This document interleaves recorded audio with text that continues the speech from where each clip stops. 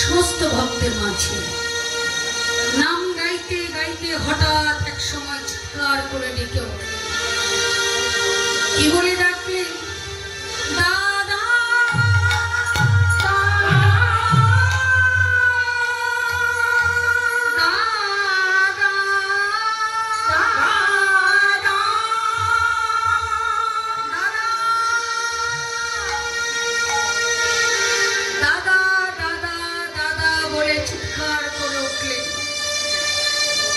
একজন ভক্ত বড় জোরে বলিল, প্রভু তুমি দাদা দাদা বলে কাকে ডাকছো? কেন আমার দাদাকে ডাকছি? সে কি প্রভু? তোমার দাদা সে তো বিবাহে রাত্রে পালিয়ে গিয়েছে। কার কথা বলছো? কেন তোমার দাদা বিশ্বরূপ? আমি আমার সে দাদার কথা বলছি না, আমি আমার বিশ্বরূপ দাদার কথা বলছি না। তাহলে তুমি কার কথা বলছো প্রভু? সে এখনো আসেনি জানো। আর সে যদি না আসে, বলি হতো জীবের দ্বারে দ্বারে কে নাম প্রচার করবে? জীবের হাতে ধরে জীবের পায়ে পড়ে এই নাম প্রচার করবে কে? কার কথা বলছো বলো না প্রভু, বলো না তুমি কার কথা বলছো? আচ্ছা, যার আমি নাতি কীর্তন গাইছি তার নাম কি? কেন? ভক্ত শ্রেষ্ঠ শ্রীবাস পণ্ডিত। শ্রীবাস পণ্ডিতের অঙ্গনে আমরা সবাই কীর্তনে মত্ত থাকি। এই শ্রীবাস পণ্ডিত পূর্বে কে জানো কে ছিল? এই শ্রীবাস পণ্ডিত পূর্বে ছিলেন দেবশ্রী নারদ। আর ওই যে দেখছো যার এত বড় বড় গাড়ি, সাদা একটা সুন্দর বই আছে, বেশ চেহারাটা ভালো, তাকে জানো তো? আচার্য, অদ্বৈত আচার্য প্রভু। ওকে জানো? পূর্বে ছিলেন দেবাদিদেব মহেশ্বর, রাধা ভাব স্বরূপিণী গদাধর, চতুর্মুখ ব্রহ্মা হরিদাস, সোহম। আমি কে? কে আমি? ওগো আমি যদি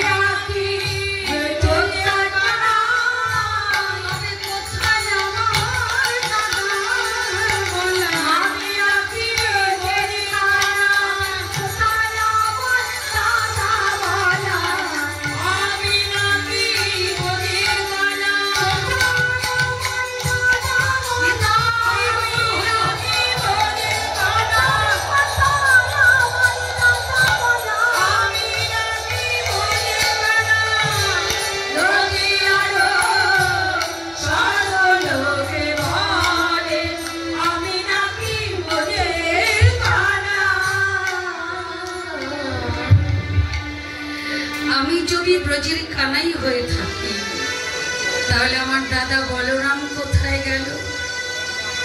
কোথায় আমার দাদা বলরাম? সে এখনো আসেনি গো। ভক্তবৃন্দ বললেন, ও প্রভু, তোমার দাদা বলাইকে আসতে হবে এখানে। কেন জানো?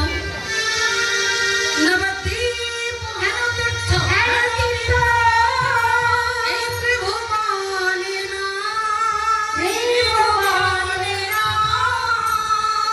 জাহাজন মিলায় আমার চৈতন্য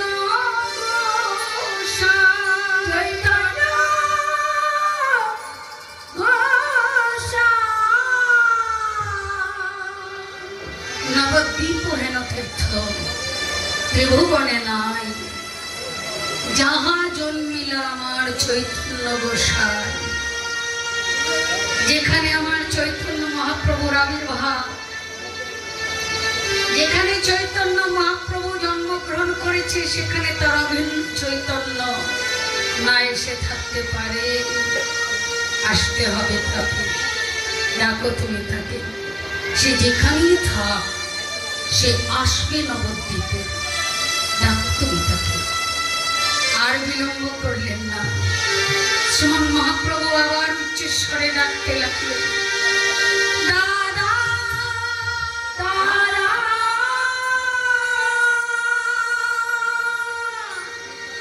দাদা দাদা বলে প্রভু ডাকিতে লাগিল, ডাকিতে লাগিল। ভক্তমণ্ডলী, ভক্তিমতী মায়েরা, শ্রীমন মহাপ্রভু ডাকলেন কোথা থেকে? শ্রীধাম নবদ্বীপ থেকে। নবদ্বীপ থেকে শ্রীমন মহাপ্রভু ডাকলেন দাদাকে। আর সেই দাদা ডাকটা বাতাসে ভর করে ভাসতে ভাসতে ভাসতে ভাসতে এসে পৌঁছলো কোথায়? কোথায় গিয়ে দাদা ডাকটি পৌঁছলো বাবা? ও যে দাঁড়বে সোনা একই চক্রাগ্রাম, হারায় পণ্ডিতের ঘরে দাঁড়বে সোনা একই চক্রাগ্রাম, হারায় পণ্ডিতের ঘরে দাঁড়বে সোনা একই চক্রাগ্রাম, হারায় পণ্ডিতের ঘরে। ও যে দাঁড়বে সোনা একই চক্রাগ্রাম, হারায় পণ্ডিতের ঘরে। শুভ মাঘ মাসে শুক্লা ত্রয়োদশী জন্মিলা হলো ঘরে। মাঘ মাসে শুক্লা ত্রয়োদশী জন্মিলা হলো ঘরে। ব্রজের গলায় এসে জন্ম নিল, গলায় এসে ব্রজের গলায় এসে জন্ম নিল, গলায় এসে জন্ম নিল। হারায় পণ্ডিতের ঘরে ব্রজের গলায় এসে জন্ম নিল, হারায় পণ্ডিতের ঘরে। পদ্মাবতী কোনালো করে, হারায় পণ্ডিতের ঘরে। পদ্মাবতীর কোনালো করে, হারায় পণ্ডিতের ঘরে। পদ্মাবতীর কোনালো করে, হারায় পণ্ডিতের ঘরে। হারায় পণ্ডিতের ঘরে। গলায় এসে জন্ম নিল, শুভ মাঘ মাসে শুক্লা ত্রয়োদশী জন্মিলা হলো ঘরে। শুভ মাঘ মাসে শুক্লা ত্রয়োদশী জন্মিলা হলো ঘরে। সেই দাদা ডাকটি এসে পৌঁছলো ভক্তমণ্ডলী মায়েরা। তার দেশ না, নিতাই ভূমি আপনারা জানেন তো সবাই। বীরভূম ডিস্ট্রিক্টের একচক্রা গ্রাম, যেখানে ব্রজের বলরাম এসে জন্মগ্রহণ করলেন একজন দরিদ্র ব্রাহ্মণের ঘরে। পিতার নাম হারাই পণ্ডিত, মায়ের নাম পদ্মাবতী। এত ছোট ছেলেটি জন্মাবার সঙ্গে সঙ্গে হারাই পণ্ডিতের বড় আনন্দ হল। হারাই ও পণ্ডিত অতি হরষিত, পুত্র মহোৎসব করে, ধরণী মণ্ডল করে টলমল, আনন্দ নাহি ধরে। আনন্দে আর ধরছে না হারাই পণ্ডিতে। পুত্রের চাঁদ বদনখানা দর্শন করে এত অপূর্ব সুন্দর একটি পুত্র নামকরণ করলেন। কি নাম রাখলেন জানেন বাবা? নাম রাখলেন কুবের। কেন? মায়েরা, ভক্তমন্ডলী, আমরা কুবের কাকে বলি?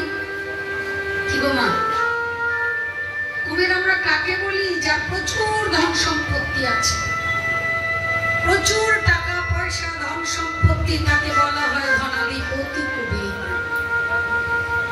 আর এই দরিদ্র ব্রাহ্মণের ঘরে জন্মগ্রহণ করলেন একটি ছেলে, তার নাম হলো কুবের।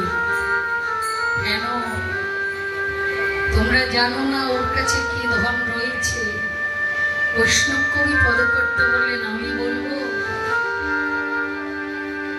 গোপীগণের যেই প্রেম গাহে ভাগবতে, গাহে ভাগবতে,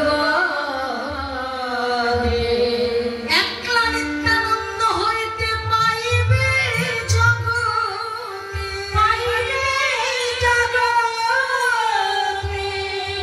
গোপীগণের যেই প্রেম গাহে ভাগবতে, একলা নিত্যানন্দ হইতে পাইবে জগতে।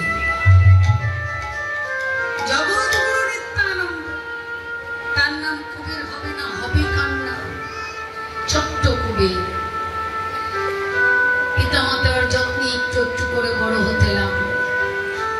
একটু বড় হতে পাঠশালায় ভর্তি করা হলো।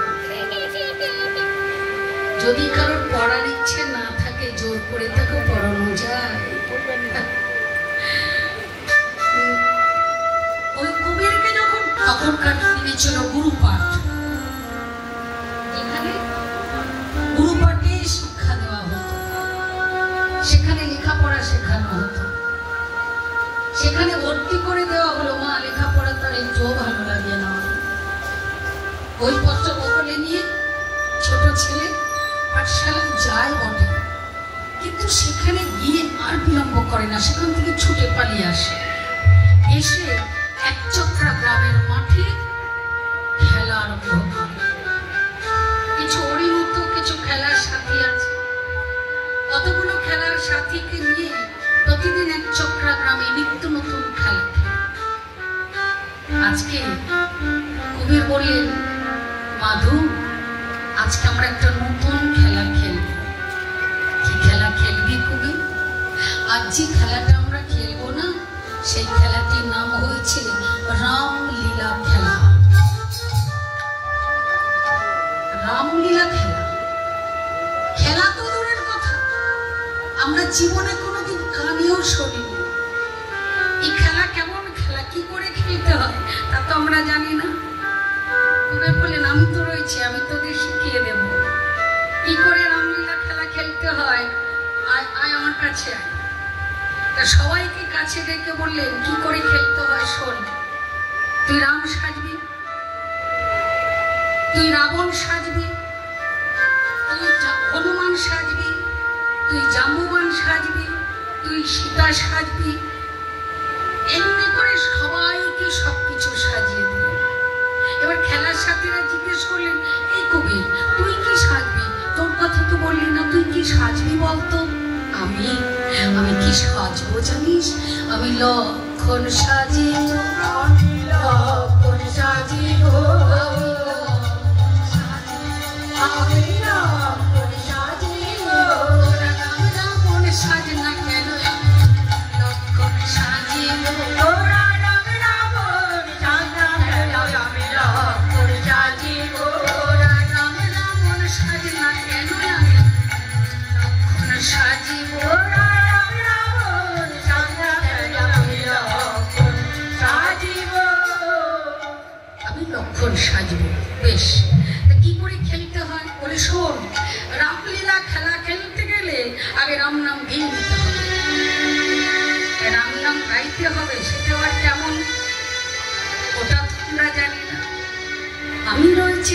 তোদের শিখিয়ে দেবো। আমি আগে আগে গাইবো আর তোরা আমার পেছনে পেছনে গাইবি। বেশ, তাহলে শুরু কর। বলে শোন, আমি আগে গাইছি, তোরা আমার শুনে শুনে গাইবি। এবার নিজের আগে আগে গাইছে। কি গাইছে? রাম রাম রাম সীতারাম সীতারাম সীতারাম সীতারাম রাম রাম রাম সীতারাম সীতারাম সীতারাম সীতারাম রাম রাম রাম সীতারাম সীতারাম সীতারাম সীতারাম রাম রাম রাম সীতারাম সীতারাম সীতারাম সীতারাম রঘুপতি রাঘব রাজা রাম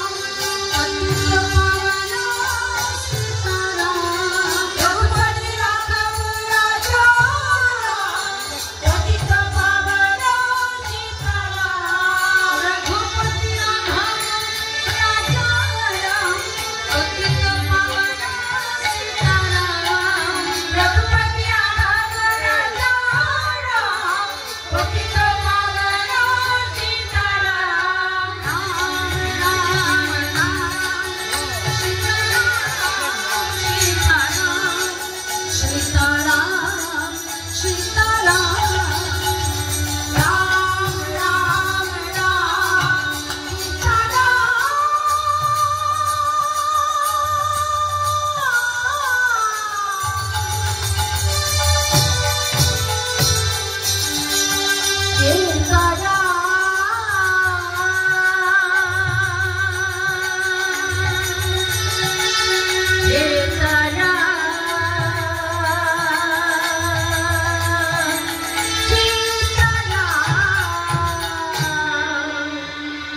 একচক্রা গ্রামের মাঠে ঠিক এইভাবে রামলীলা খেলা আরম্ভ করলেন। আর এদিকে ওই একচক্রা গ্রামে একজন নবীন সন্ন্যাসীর আগমন। একজন নবীন সন্ন্যাসী এসেছে। সন্ন্যাসী পথ দিয়ে যেতে যেতে হঠাৎ খেলার মাঠে সকল ছেলেগুলোকে দেখে তার মাঝে ধনুর্বাণ হাতে একটি ছেলে দেখে অপলক নয়নে চেয়ে রইল। বড় চেনা চেনা মনে হচ্ছে, ভীষণ চেনা মনে হচ্ছে। কিছুক্ষণ চেয়ে থেকে এবার চিনতে পারলেন, কারণ যিনি বেরিয়ে এসেছেন তার ওই ভাইয়ের জন্য, ভাইকে খোঁজার জন্য, দাদাকে খোঁজার জন্য বেরিয়ে এসেছেন। তিনি আর কেউ নয়, তিনি হচ্ছেন মহাপ্রভুর দাদা বিশ্বরূপ। সন্ন্যাস ধর্ম গ্রহণ করে শঙ্করারণ্য পুরী নাম ধারণ করে তিনি এসেছেন তার ওই অভিন্নকে নিয়ে যাওয়ার জন্য। তাই তিনি চিনতে পারলেন। চিনতে পেরে মনে মনে চিন্তা করলেন, তুমি একচক্রা গ্রামের মাঠে মহানন্দের লীলা খেলছো, আর তোমার জন্য আমার ভাই নবদ্বীপে কেঁদে কেঁদে আকুল। একবার যখন তোমাকে দেখেছি, যেমন করে হোক আমি তোমাকে ঘরের বাহির করবই করব। এই কথা ভাবতে ভাবতে এমন সময় হারাই পণ্ডিত ওই পথ দিয়ে যাচ্ছিলেন, আর এই সন্ন্যাসীর সঙ্গে দেখা। সন্ন্যাসীকে দেখে হারাই পণ্ডিত সাষ্টাঙ্গে প্রণাম করলেন। প্রণাম করে বললেন, সন্ন্যাসী বাবা, কোথা হতে আগমন? এর আগে তো কখনো এই একচক্রা গ্রামে আপনাকে দেখিনি, এলেন কোত্থেকে? সন্ন্যাসী বললেন, আমি সন্ন্যাসী, আমার তো কোনো বাসস্থান নেই, আমার তো ঘর নেই, আমি গৃহত্যাগী সন্ন্যাসী, যেখানে রাত সেখানেই কাজ, আমার কোনো জায়গা নেই। সন্ন্যাসী বাবা, একচক্রা গ্রামের মাঠে, একচক্রা গ্রামে যখন আপনি একবার পদার্পণ করেছেন, এসেছেন যখন, তখন কৃপা করে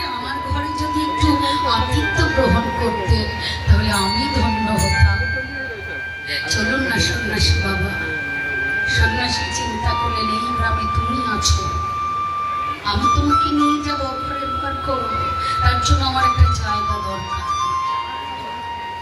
সন্ন্যাসী বললেন, বেশ বেশ তাই হবে, আজকে আমি তোমার ঘরে আতিথ্য গ্রহণ করলাম, চলো তোমার ঘরে। বড় আদরে শ্রদ্ধা ভরে সন্ন্যাসীকে সঙ্গে করে নিয়ে এলেন তার নিজের কুটিরে। নিয়ে এসে বাইরে থেকে ডাকছেন, পদ্মা, ও পদ্মা, দেখে যাও দেখে যাও, কাকে এনেছি দেখে যাও। পদ্মাবতী বাইরে বেরিয়ে এসে করজোরে বলেন, কাকে এনেছো? পদ্মা, দেখো নতুন অতিথি নিয়ে এসেছি আমাদের ঘরে। পদ্মাবতী সন্ন্যাসীকে দেখে সাষ্টাঙ্গে প্রণাম করলেন। ভক্তিমতী মায়েরা, যে জিনিসটা এখনকার দিনে মানুষ ভুলেই গেছে, আগেকার দিনে এরকম নিয়ম ছিল, মা ছিল না। যারা অনেকদিন আগেকারে তারা কিন্তু বুঝতে পারবে, তখনকার দিনে কোন সাধু গুরু বৈষ্ণব গৃহে এলে ঘটি ভর্তি করে জল এনে চরণ ধৌত করে দেওয়া হতো। চরণ ধুয়েই ক্ষান্ত হতেন, চরণ ধুয়ে মাথার কেশ দিয়ে চরণ মুছিয়ে দিতেন, মাথার কেশ দিয়ে চরণ মুছিয়ে দেওয়া হতো তখনকার দিনে। এখনকার দিনে ওসব নেই। এখনকার দিনে চরণে হাত দিয়ে প্রণাম করতে তো মানুষ ভুলে গিয়েছে। এখনকার দিনে দেখা হলে হাত জোর করে প্রণাম, পায়ে হাত দিতেও মানুষ ভুলে গিয়েছি। আমরা প্রত্যেকে তাই না? যাই হোক, পদ্মাবতী তাড়াতাড়ি করে ঘটি ভর্তি করে জল নিয়ে এলেন। ঘটি ভর্তি করে জল নিয়ে সন্ন্যাসীর চরণ ধৌত করে দিলেন। চরণ ধুয়ে মাথার কেশ দিয়ে চরণ যুগল মুছিয়ে দিলেন। মুছিয়ে দিয়ে সন্ন্যাসীকে নিয়ে গৃহে ঘরের ভেতরে প্রবেশ করলেন। আড়াই পণ্ডিত বললেন, পদ্মা গো, ও পদ্মা, সন্ন্যাসী গৃহে এসেছে, সেবার ব্যবস্থা না? যাও যাও, অল্প ভাগ খেতে হয় না সাধু গুরু বৈষ্ণবের আগমন। অনেক ভাগ্যের ফলে বৈষ্ণব আসিয়া মেলে, শীঘ্র করি করো বৈষ্ণব সেবার আয়োজন। যাও পদ্মা যাও, তাড়াতাড়ি সেবার আয়োজন করো, সেবা দিতে হবে তো সন্ন্যাসীকে। পদ্মাবতী ঘরে গিয়ে রন্ধনশালাতে অন্ন ব্যঞ্জন রন্ধন করে সন্ন্যাসীকে আসনে বসিয়ে সুন্দর করে একটি পাত্রের মধ্যে ভোজনে দিলেন। সন্ন্যাসী ভোজন করলেন, পদ্মাবতী পাখার বাতাস করতে লাগলেন। আহা, পাখার বাতাস করে সেবা হলো, দুইজনই প্রসাদ পেলেন। স্বামী স্ত্রী দুইজনে প্রসাদ পেলেন। বলেন, সন্ন্যাসী বাবা, এবার আপনি একটু বিশ্রাম করুন। সন্ন্যাসী বিশ্রাম করলেন। দেখতে দেখতে সন্ন্যাসীর বিশ্রাম থেকে উঠলেন। বিকেল হয়ে গেল, সন্ধ্যা হয়নি তখনও, বিকেল হলো সাথে। এমন সময় পদ্মাবতী আর আড়াই পণ্ডিত দুইজনে মিলে সন্ন্যাসীকে চরণের কাছে বসে বললেন, সন্ন্যাসী বাবা, কৃপা করে আমার গৃহে এলেন, যদি কৃপা করে একটু কৃষ্ণ নাম আমাদের শ্রবণ করাতেন তাহলে আমরা ধন্য হতাম। সন্ন্যাসী বলেন, ব্যস্ত, কৃষ্ণ নাম আমি বলবো, তোমরা শুনবে, তোমরা বলবে, আমি শুনবো। এসো না, আমরা সবাই মিলে একসঙ্গে বলবো, হরে কৃষ্ণ হরে কৃষ্ণ কৃষ্ণ কৃষ্ণ হরে হরে, হরে রাম হরে রাম, রাম রাম হরে রাম, হরে কৃষ্ণ হরে কৃষ্ণ কৃষ্ণ কৃষ্ণ হরে হরে, হরে রাম হরে রাম, রাম রাম হরে হরে। কৃষ্ণ নামের ধ্বনি দিয়ে পৌঁছলো কুবেরের কর্ণে। এক চক্রা গ্রামের মাঠে খেলা করছিলেন। খেলতে খেলতে হঠাৎ কানে গিয়ে প্রবেশ করলো কৃষ্ণ নাম। চমকে উঠলেন, কে গো? এক চট্টগ্রামে এর আগে কখনো এমন গান শুনিনি, এর আগে কখনো এমন নাম শুনিনি। কেউ কি আমাদের বাড়িতে এলো? কোন অতিথি কি আমাদের গৃহে এসেছেন? কিন্তু কি দিয়ে এখন আমি যতক্ষণ না খেলা শেষ হবে ততক্ষণ তো আমি যেতে পারবো না। তাহলে সন্ন্যাসীকে আমার প্রণাম করতে হবে, প্রণাম জানানো দরকার। তাই জানেন, খেলতে খেলতে মাঠে খেলা করছিলেন অনেক বোন, বনের থেকে কিছু সাদা ফুল চয়ন করলেন। কিছু সাদা ফুল চয়ন করে ধনুর্বাণে ফুলটিকে যোজনা করলেন। ফুলটিকে ধনুর্বাণে যোজনা করে এবার ওই ফুলটিকে দিয়ে প্রণাম করে নিক্ষেপ করলেন সন্ন্যাসীর চরণে। যেমনই গিয়ে সন্ন্যাসীর চরণে পড়েছেন, সন্ন্যাসী মনে মনে বললেন, বুঝেছি, আমি তোমার বাড়িতে আছি। একবার যখন তোমায় দেখেছি, যেমন করে হোক আমি তোমায় ঘরের বাহির করবো। আমি আছি তোমার ঘরে, তুমি এসো।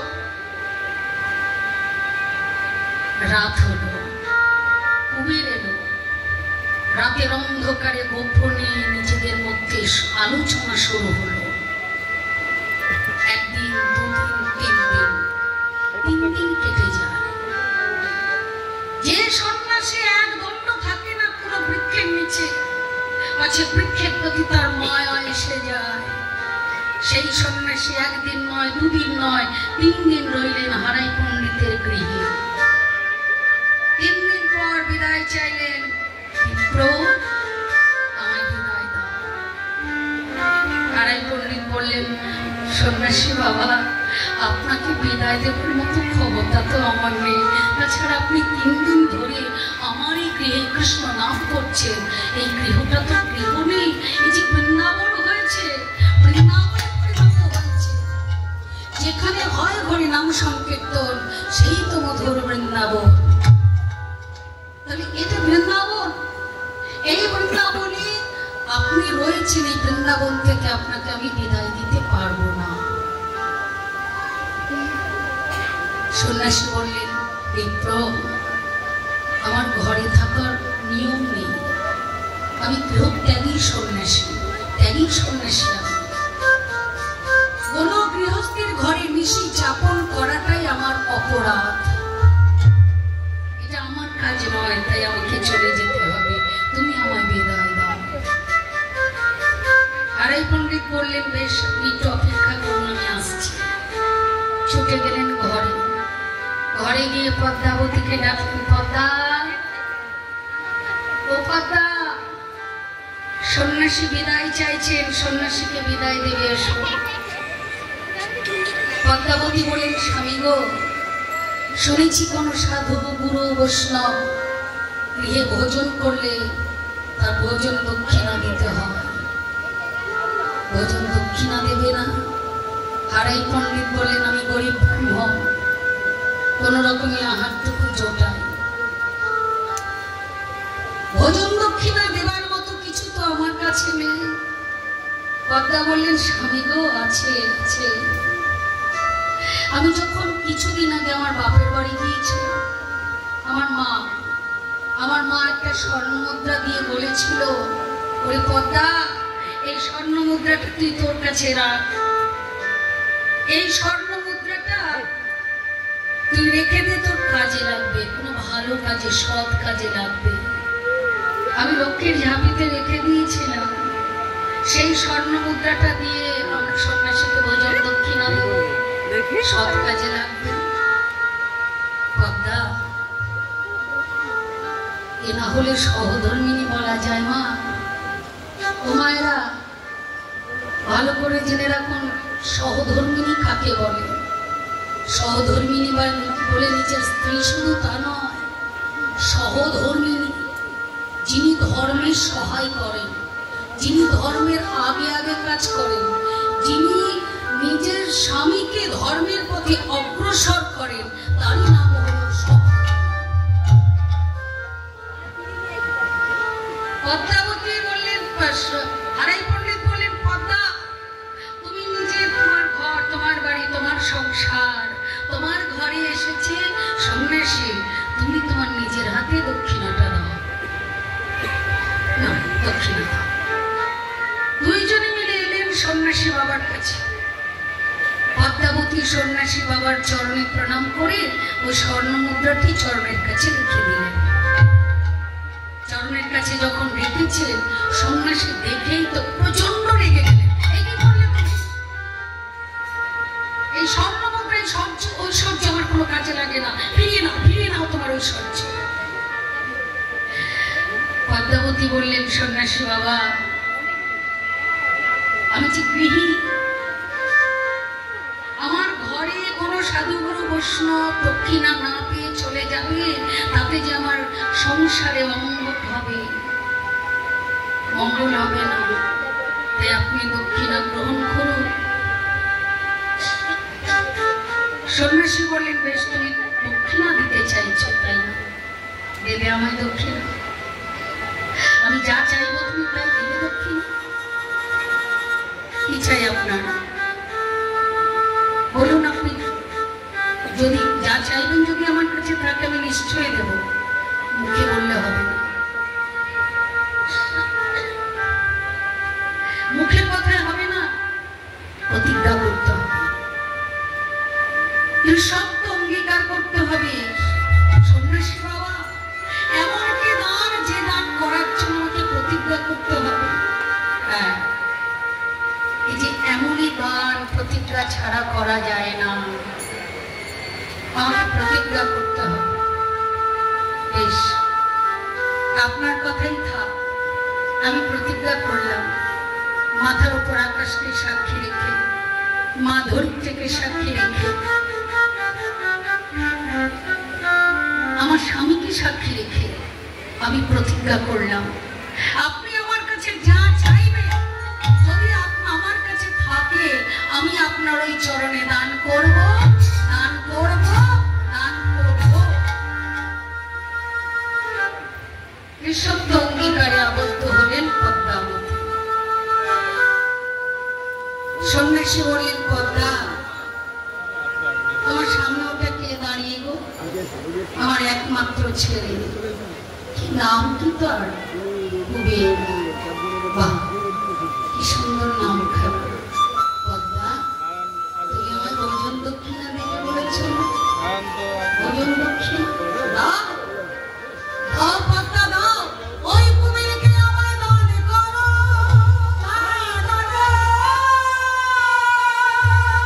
কুবেরকে দান করে তোমরা ধন্য হও। কুবেরকে গ্রহণ করি আমি ধন্য হই। আজকালকে বললেন পদ্মাবতী, না সন্ন্যাসী বাবা, বলো না, বলো না আমার কথা, বলো বলো না। সন্ন্যাসী বাবা, কুবের আমারই হোক, কুবের আমার পরম, কুবের ছাড়া যে আমার কেউ নেই। সন্ন্যাসী বাবা, ও যে আমার একমাত্র নয়নের মনে, কুবেরকে সমর্পণ করে দিলে আমি কি নিয়ে থাকবো? আমার যে কিচ্ছু নেই, কুবেরকে ছেড়ে যে আমি থাকতে পারবো না। সন্ন্যাসী বাবা, আপনি যদি আমার এই প্রাণটা চান না, আমার এই প্রাণটা আপনার চরণে আমি নিঃস্বার্থে দান করে দেব, তবু আপনি আমার একমাত্র কুবেরকে চাইবেন না, কুবেরকে নিয়ে যাবেন না। সন্ন্যাসী বাবা, পদ্মা, তুমি কি সত্য অঙ্গীকার করেছ? কি সত্য করেছ তুমি? এবার তুমি দেখো কি করবে। হাউ হাউ করে কাঁদতে লাগলেন পদ্মা। হারাই পণ্ডিত বললেন, পদ্মা, কেঁদো না, কেঁদো না, ওকে তুমি শুতে দাও সন্ন্যাসীর হাতে। পদ্মাবতী বললেন, স্বামী, কুবের আমার একার ছেলে, কুবের তোমার কেউ নয়। কুবের জন্য তোমার এতটুকু মায়া নেই? কুবেরকে তুমি সঁপে দিতে বলছো। কোন মা কোনদিন পারে তার নিজের সন্তানকে কারোর কাছে তুলে দিতে? সংসারে যদি অভাব থাকে না, সংসারে যদি অনেক অভাব থাকে, সন্তানের মুখে তুলে দেওয়ার মতো যদি কিচ্ছু না থাকে, প্রয়োজন পড়লে মা বাইরে থেকে কাজ করে সারাদিন পর একবার হলেও এক মুষ্টি অন্ন সন্তানের মুখে তুলে দেয়। এরই নাম হলো বাৎসল্যময়ী মা, এরই নাম হলো মা। সবার সঙ্গে সব তুলনা করা যায়, মায়ের সঙ্গে কারোর তুলনা চলে না। আর তুমি কুবেরকে সঁপে দিতে বলছো কেন? পদ্মা, আজ পর্যন্ত আমি তোমাকে একটা কথা বলিনি। আজকে আমি তোমাকে একটি গোপন কথা বলবো, যে কথা তোমাকে আমি কোনোদিনই বলতে পারি। শোনো পদ্মা, কুবেরের আমি যখন কুস্তি করিয়েছিলাম তখন দেখেছিলাম কুবেরের যখন 12 বছর পূর্ণ হবে না, কুবের আমাদের ছেড়ে চলে যাবে। আজকে কুবেরের 12 বছর পূর্ণ হয়েছে, ও আমাদের কাছে থাকবে না। ও আমাদের জন্য জন্মায়নি, ওকে তুমি দান করে দাও। মায়ের প্রাণে কি কখনো মানে? একমাত্র সন্তান চায়, পদ্মাবতী প্রাণে মানছে না, হাও হাও করে কাঁদতে লাগলে। স্বামীর পায়ে ধরে কাঁদছেন, সন্ন্যাসীর পায়ে ধরে কাঁদছেন। সন্ন্যাসী বাবা, আমার ছেলেটাকে নিয়ে যাবেন না।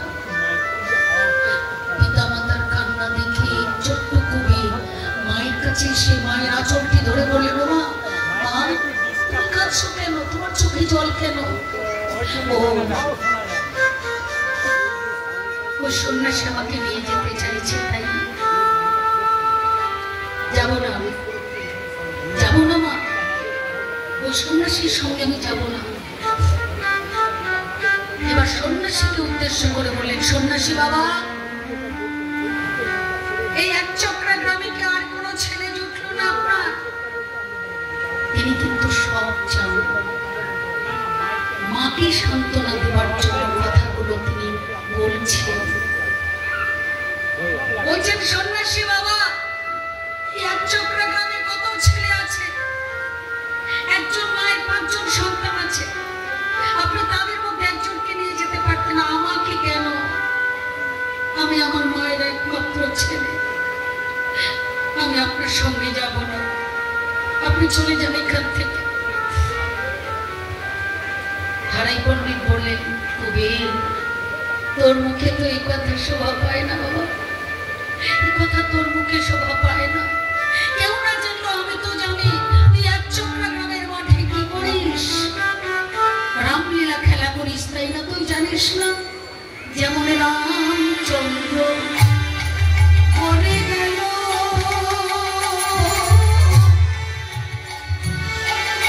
পিতৃ সত্য পালিবারে, রামচন্দ্র মরে গেল,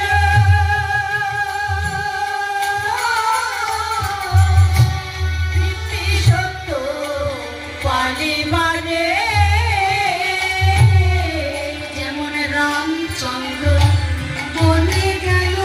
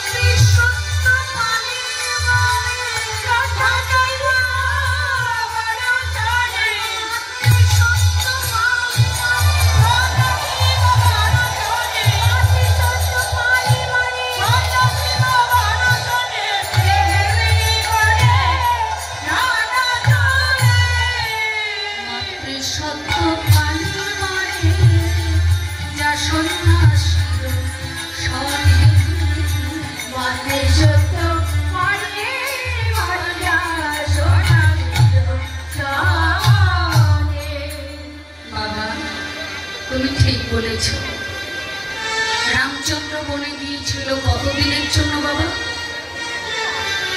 14 বৎসরের জন্য। আমি কিন্তু 14 বৎসরের জন্য যাব না। আমি তোমাদের সকলকে ছেড়ে এই জন্মের মতো চলে যাব। যাদের সঙ্গে খেলা করতাম, খেলার সাথী, ওরা সবাই ছুটতে ছুটতে এসে কুমিরের গলাটি জড়িয়ে ধরে বলছে, কুমির ভাই, তুই নাকি আমাদের ছেড়ে চলে যাচ্ছিস, আর কোনোদিন ফিরে আসবি না। কুমির ফিরে কোনোদিন ফিরবি না। নিশ্চয় ফিরব, তবে জানি না কবে ফিরব। খেলার সাথীদের সান্ত্বনা করব, পিতার চরণে প্রণাম করে যখন হতভাগিনী মায়ের চরণে প্রণাম করতে গেলে আচ্ছা খেয়ে পড়লেন মায়ের চরণে, চিৎকার করে বললেন, মা, মা গো, জনমের মতো জনমের মতো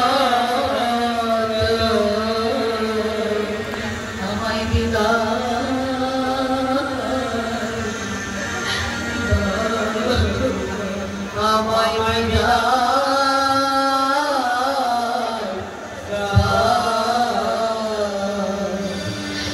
আমি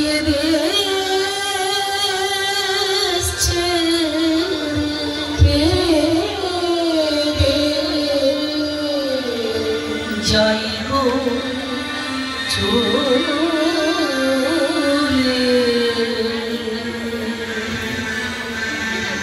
জনমের মতো আমায়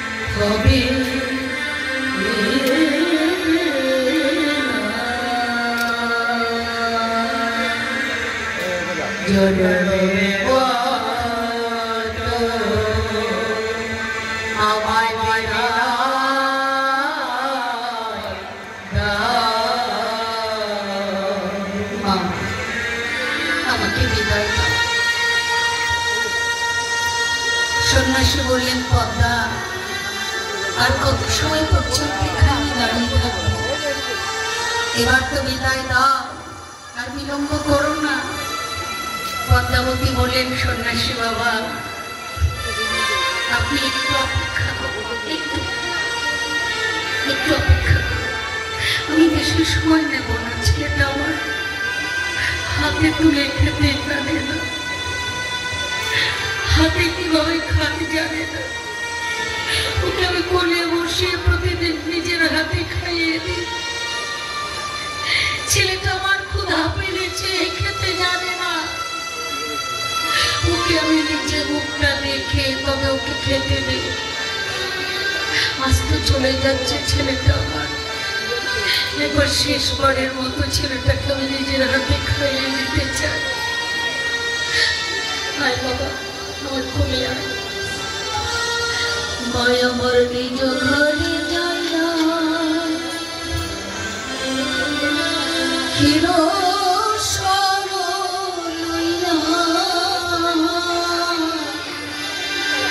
কুবেরের বদনে তুলিয়া মায়া নিজ ঘরে যাইয়া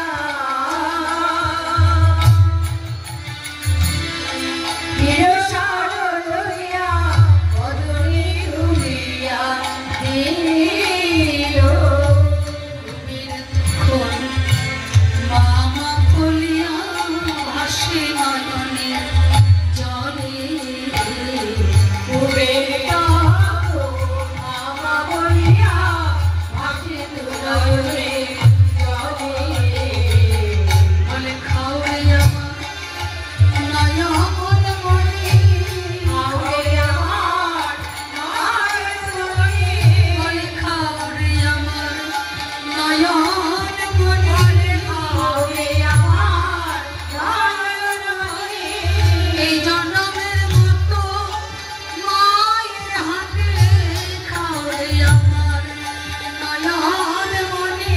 এই জন্মের মতো মায়ের হাতে আগে দেখা হয় কি না, এই জন্মের মতো মায়ের হাতে আর দেখা হয় কি না, এই জন্মের মতো মায়ের হাতে আর দেখা হয় কি না, জন্মের মতো মায়ের হাতে আর দেখা হয় কি না, জন্মের মতো মায়ের হাতে খাও রে আমার নয়ন মনি।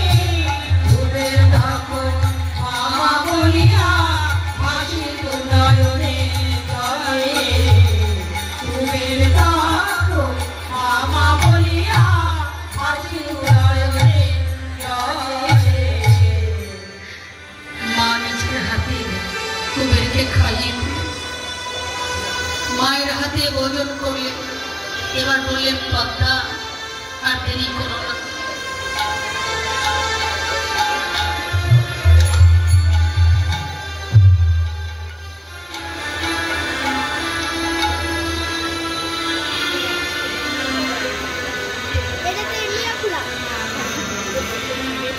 মায়ের কাছ থেকে বিদায় নিলেন। হারাই পণ্ডিত পদ্মাবতী দুজনে মিলে কুবেরকে ধরে তুলে দিলেন সন্ন্যাসীর হাতে। আরেকজন পদ্মা ছিলেন, আপনারা জানেন, দাতা কর্ণের স্ত্রীর নাম ছিল পদ্মাবতী। সেই দাতা কর্ণ আর পদ্মাবতী দুইজনে মিলে পুত্র কেটে ভোজন দিয়েছিলেন ভগবানকে। আজকে আরেকজন পদ্মা, যিনি নিজের ছেলেকে তুলে দিলেন সন্ন্যাসীর হাতে।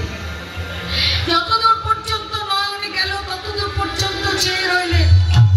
সন্ন্যাসী কুবেরের হাত ধরে নিয়ে চলে যাচ্ছে। চেয়ে রইলেন ওই দিকে। যতদূর পর্যন্ত দেখা যায় দেখতে লাগলেন, কিন্তু যখন আর দেখা যায় না তখন আছাড় খেয়ে পড়লেন পদ্মাবতী। আর এই পণ্ডিত বললেন, পদ্মা তুমি অমন করে কাঁদছো কেন? তুমি জানো না পদ্মা, পিতা মাতার চোখের জল যদি সন্তানের যাত্রা পথে পড়ে না, যাত্রা পথটা পিছল হয়ে যায়। তাই তুমি অমন করে কেঁদো না পদ্মা, কেঁদো না তুমি। পদ্মাবতী কে নিয়ে হারাই পণ্ডিত কেশবের সুপাত পদ্মে কুবেরের জন্য মঙ্গল কামনা করতে। কেশবের মন্দিরে গিয়ে বলেন, পদ্মা চলো আমরা দুইজনে মিলে কেশবের সুপাত পদ্মে কুবেরের জন্য মঙ্গল কামনা করে চলো। এই বলে কেশবের সুপাত পদ্মে কুবেরের জন্য মঙ্গল কামনা করতে লাগলেন। হাত জোর করে বললেন, হে কেশব, কেশব